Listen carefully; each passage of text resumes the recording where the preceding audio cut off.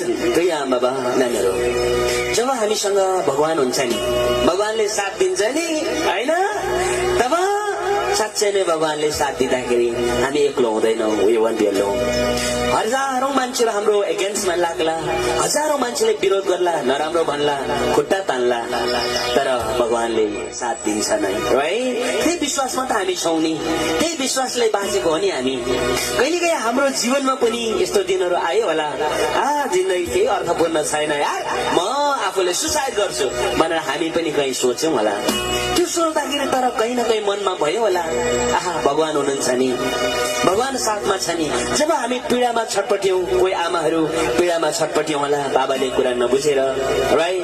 त्यतिखेर पनि मेरो हस्बेन्डले, जसले मेरो लागि, जसले उहाँको, म आफैले उहाँको लागि जीवन त्यागे, म मेरो आफ्नो घर, मेरो आफ्नो माइती घर, मेरो प्यारो घरलाई छोडेर आए, त आज बुझ्नुहुन्न कति पीडा लाग्छ मलाई भनेर रुँदै रुँदै कतिपय आमाहरूले, चेलीहरूले फेरि भगवानलाई प्रार्थना गरे होला, भगवानको आश्रय लिएर आफूलाई फेरि बाँच्दै गरे होला।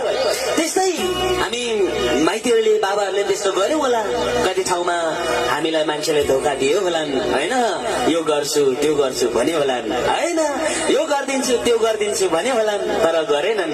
अनि त्यतिखेर आफूलाई निराशा लाग्दा हामीले आफूले के गर्न नसक्दा सायद मेरो भगवान छ नि भनेर सोच्यौं होला। सो जहाँ पनि जता पनि ठोकिँदा भगवान ठोकिन्छ क्या हैन, अदृश्य रूपमा देखेको होस् या नदेखेको होस्, कहीँ न कहीँ त्यो अदृश्य रूपमा बस्ने भगवान, जसले यो सारा ब्रह्माण्डलाई एउटा चर्खामा तुल्याइदिए।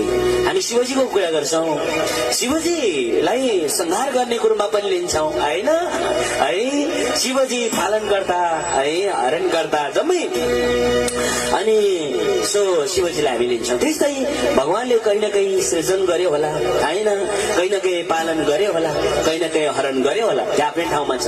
तर यो साँच्चै नै यो बाटा, आकाशको बाटा, नटुङ्गिने बाटा कसले बनायो होला? त्यत्रो नटुङ्गिने बाटा, यहाँ त टुङ्गिन्छ होला जस्तो लाग्छ तर टुङ्गिँदैन रहेछ, त्यहाँ टुङ्गिन्छ होला जस्तो लाग्छ, फ्लाइटमा चढिन्छ, प्लेनमा चढिन्छ, टुङ्गिँदैन रहेछ, झन् आकाश पुग्दो रहेछ। कति आकाश जाउँ तर आकाश कहिले टुङ्गिँदैन। हामी जब हिँड्न थाल्छौँ वरिपरि फुल देख्छौँ, वाउ, एउटै मात्र फुल देखिँदैन, कलरफुल फुलहरू हुन्छ त्यहाँ, एउटै बोटमा 2-4 खालको फुल हुन्छ। हामी त स्टप गर्छौँ, फुल छुडाउँछौँ, लाउँछौँ, सुन्छौँ, हिँड्छौँ, तर भित्र एनालाइसिस गर्ने हो भने त्यो कसरी फुल फुल्यो होला, त्यो सानो झारबाट, त्यो सानो पातबाट कसरी फुल लाग्यो होला हैन। हिँड्दा हिँड्दै लजावती झार देख्छौँ हामी, यसरी टच गर्दा